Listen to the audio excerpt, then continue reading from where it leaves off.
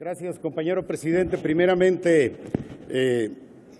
recordarle que el reglamento establece hasta 10 minutos para la agenda política, así es que le pido a usted y a los compañeros del Pleno su comprensión ante un eventual retraso.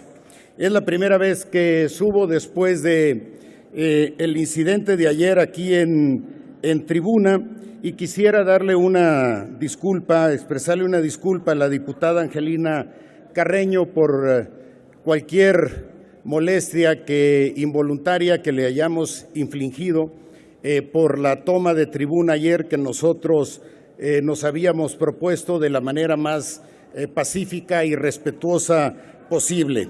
Si no se dio en esos términos, lo lamento. Quiero también expresar aquí mi solidaridad al diputado Manuel Huerta y reconocer en su desempeño invariablemente una actitud honesta y en todo caso esta incomodidad involuntaria, que si lo hubiéramos registrado en ese momento habríamos hecho o expresado las disculpas del caso. No puedo dejar de señalar que conocí el día de ayer por primera vez a un número muy importante de diputados en tribuna que nunca habían subido. Creo que los podemos identificar porque son los más altos y fornidos de la Cámara. Quiero decirles con todo respeto que seguiremos expresando nuestra inconformidad cuando haya violaciones al procedimiento parlamentario y que se agoten las vías institucionales para demandar nuestro derecho, como fue el día de ayer, en el que de manera más arbitraria se propone la votación de dos leyes simultáneamente.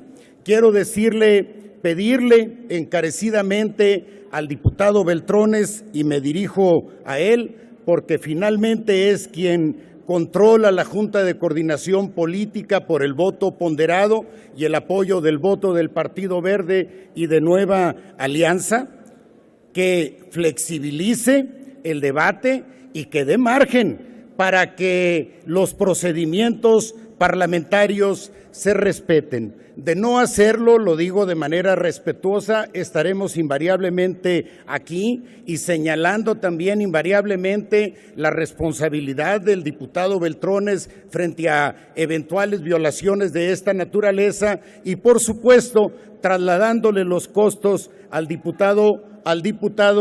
presidente Peña Nieto, con quien usualmente en lo personal me refiero en términos simple y sencillamente institucionales. Si esas son las reglas del juego, creo que lamentablemente no habrá más que seguirlas. Paso ahora al tema que nos ocupa. Hoy rendimos homenaje a la hazaña de la expropiación petrolera. Rendimos homenaje a ese episodio vivo en la memoria colectiva de los mexicanos que sigue inspirando a quienes aman a nuestro país. Al hacerlo, es obligado señalar a los traidores encabezados por el presidente Peña Nieto que han anulado la obra del general Lázaro Cárdenas, cuyo mérito como impulsor de la expropiación petrolera ha llevado a esta Cámara a honrar su memoria grabando su nombre en letras de oro en el muro de honor de este Pleno. Al hacerlo, es obligado señalar la reforma energética que anula la expropiación fue arropada por una ola de aplausos de nuestra clase gobernante y un coro de adulaciones del gran capital nacional y extranjero. Sin embargo, nuestra celebridad en jefe, ese joven de mollera dura a quien se atribuye tal hazaña, no tiene ganado el reconocimiento de los mexicanos, mucho menos el de la historia. Tal vez el grupo de reformadores reaccionarios y entreguistas que hicieron posible la reforma energética entre los que se cuenta el coordinador parlamentario del PRI en esta Cámara, el diputado Beltrones, se vean sucediendo en los pedestales de la historia al general Lázaro Cárdenas y al general Francisco Múgica. Pero se equivocan. La traición es cuestión de tiempos. Hay en la historia de México ejemplo de quienes rindieron los intereses de la nación al interés extranjero. Ahí comparten estelares Santana, Porfirio Díaz, Miramón y Mejía y Nepomuceno Alponte. Todos ellos gozaron las mieles del triunfo y recibieron en su momento el reconocimiento de los poderosos. Pero al recuperar los mexicanos el ejercicio de la soberanía, escribieron el juicio final de la historia con una sentencia imborrable: traidores a la patria. Porque siempre en este tipo de decisiones la traición es cuestión de tiempo. Ciertamente tiene nuestra historia ciclos a veces muy dolorosos y prolongados en el tiempo, ciclos en los que todo apunta a la consolidación de un orden ajeno a los intereses nacionales y populares. Pero el péndulo de los acontecimientos ha regresado invariablemente al punto de construcción de una nación verdaderamente soberana, libre y justa. El poder y sus patrocinadores podrán avasallar en este momento histórico con su falsa versión de reformas para la modernidad. Pero vendrá el tiempo en el que nada podrán hacer ni el PRI, ni el PAN, ni el gobierno en su conjunto para contener la pérdida de confianza y el resentimiento acumulado de millones de mexicanos que defenderán sus intereses en la calle y en la calle protestarán contra este pillaje de Estado. Mientras tanto, entre más doble la cerviz el poder presidencial ante los múltiples poderes de facto que lo cercan y condicionan en materia petrolera, más le pedirán que se agache. Lo mismo pasará en esta Cámara, gobernada por un coordinador parlamentario que la conduce como faraón egipcio. Los priistas ya habían enseñado el cobre en su Consejo Nacional, en el que aprobaron, tengo derecho hasta 10 minutos, compañeros, en el que aprobaron como parte de sus postulados, sin discusión alguna, por unanimidad de sus 4,000 delegados. Tengo derecho hasta 10 minutos, compañero coordinador.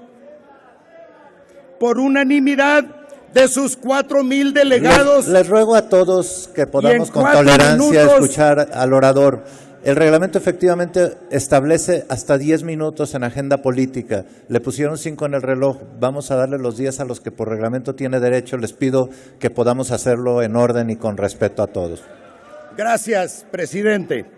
El incremento, los priistas ya habían aprobado el incremento al IVA y la apertura de Pemex al capital extranjero. Olvidaron que la expropiación petrolera fue el cénit del proyecto nacionalista iniciados por los fundadores del PRI. Su regreso al capital extranjero representa una mutación ideológica pocas veces vista en un partido político, incluido el PRI. Aún sin ser especialistas en el tema, el instinto político nos dice que ahí algo está mal. Tal vez la frágil memoria priista olvidó lo que su ahora coordinador parlamentario, entonces senador, dijera textualmente en 2008: no he cambiado jamás de ideología. Permitamos que concluya el orador. Les ruego, por favor, un poco de tolerancia y respeto para dejarlo que concluya su intervención.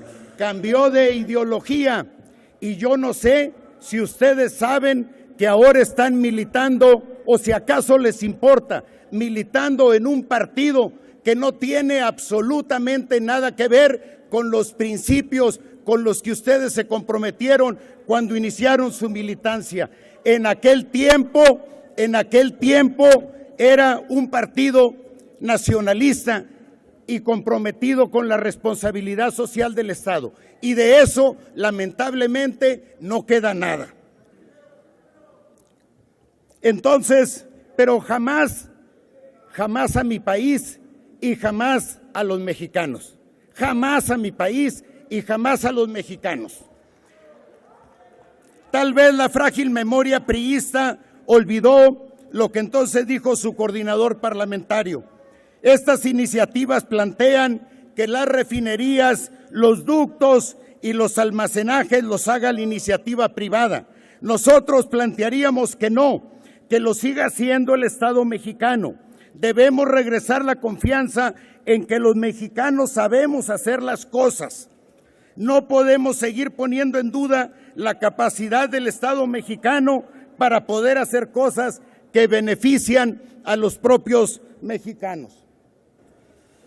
Le ruego que pueda concluir con su intervención. Ahora sí el tiempo se ha agotado, diputado. Termino aquí la cita. Si la débil memoria no explica esta severa contradicción, tal vez lo haga el hecho de que poco importan las convicciones personales cuando se oponen al acomodo político. Presidente, yo le pediría que preguntara si alguno de los compañeros diputados del PRI tuviera interés en hacer alguna pregunta o algún comentario a un servidor. En agenda política no se permite. Mucho gusto. Es un posicionamiento por grupo parlamentario. Ahora sí le pediría que pudiera concluir, diputado. No puedo dejar de suponer que la actitud sumisa de tantos legisladores priistas y panistas que aprobaron la reforma energética la asumieron bajo los cálculos de la cuarta ley de Newton, esa que según la picaresca política establece que en política todo lo que se arrastra tiende a subir. Quienes no compartimos esta visión de la reforma energética, debemos medir las consecuencias de esta decisión. Es evidente que el Estado mexicano en su Diputado Durazo, yo le pido que pueda concluir con su intervención. Evidentemente su tiempo se ha agotado, pero ya hace rato, entonces le pediría por favor que concluyera. Termino con lo siguiente, presidente, gracias. Solo les digo a ustedes que las presiones internas de las corporaciones petroleras serán crecientes y que aquellas empresas que nos saquearon en 1938 nos volverán a saquear. Podrán incluso trasladarse a nuestro país los riesgos geopolíticos que envuelven a otras regiones petroleras. Pensar con visión histórica cuesta.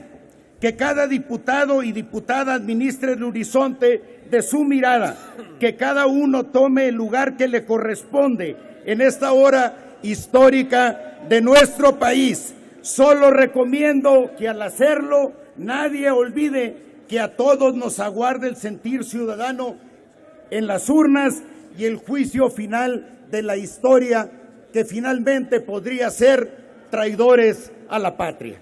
Gracias, presidente, por su flexibilidad.